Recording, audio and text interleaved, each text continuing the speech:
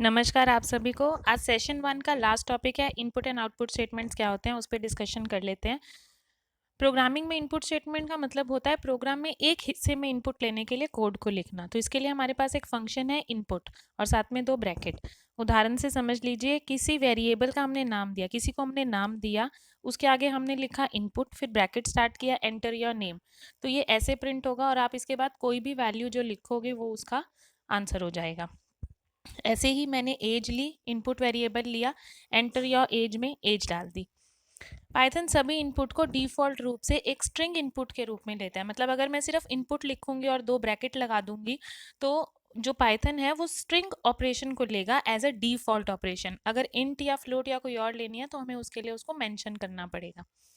Next है आपके output statement. Output statement का मतलब होता है कि हम प्रोग्राम के द्वारा किसी आउटपुट को प्रदर्शित करते हैं।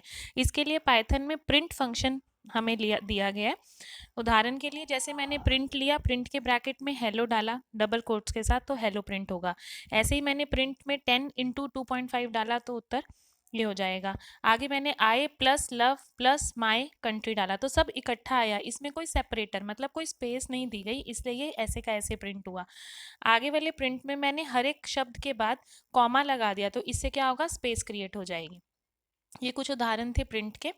नेक्स्ट है आपका डाटा टाइप कन्वर्जन। अब हमने डाटा टाइप्स पढ़ लिए, इंट टाइप होता है, फ्लोट होता है, स्ट्रिंग होता है। अब हमें कई बार इंटीजर वैल्यू का मतलब 1 2 3 4, उसको फ्लोट वैल्यू दशमलव वैल्यू में चेंज करना होता है, या किसी स्ट्रिंग वैल्यू को मतलब जो लिखा हुआ करेक्टर है, सेंटेंस है, उसको आपको इंटीजर में बदलना है।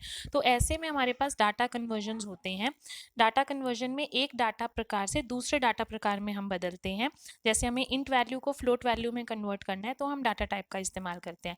डाटा टाइप कन्वर्जन 2 प्रकार की होती है, एक एक्सप्लिसिट होती है, एक इम्प्लिसिट होती है। जो एक्सप्लिसिट होती है वो आप हाथ से मैनुअली करते हो, मतलब मैनुअली बताते हो कि मुझे ये चाहिए, वेयर एज जो इम्प्लिसिट होता है वो ऑटोमेटिकली अपने हिसाब से करता है। ठीक है, तो एक्सप्लिसिट पहले देख लेते हैं। इसमें पाइथन को स्पष्ट रूप से डाटा का प्रकार बताना होता है। जैसे उदाहरण के लिए मैंने ए में वैल्यू दी 5, बी में दी 10.5, तो ये फ्लोट वैल्यू होगी, एक इंट वैल्यू होगी। तो सी में मैंने ए प्लस बी कर दिया। अब डी के अंदर मैं फ्लोट सी ले रही हूँ, मतलब इसकी वैल्यू जो प्रिंट होगी वो 15.5 प्रिंट होगी। अगर मैं यहाँ पे इंट लेती तो सिर्फ 15 वैल्यू प्रिंट होती, ये हमें बताना पड़ता है इसमें। यहाँ पाइथन 2 संख्याओं को जोड़कर यूजर के मांगे गए डाटा टाइप के हिसाब से वैल्यू को देगा।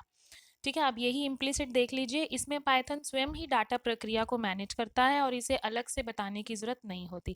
जैसे a इक्वल्स टू 5 है, b इक्वल्स टू 10 है, मैंने सीधा लिख दिया c equals to a plus b, तो उत्तर आ जाएगा 15।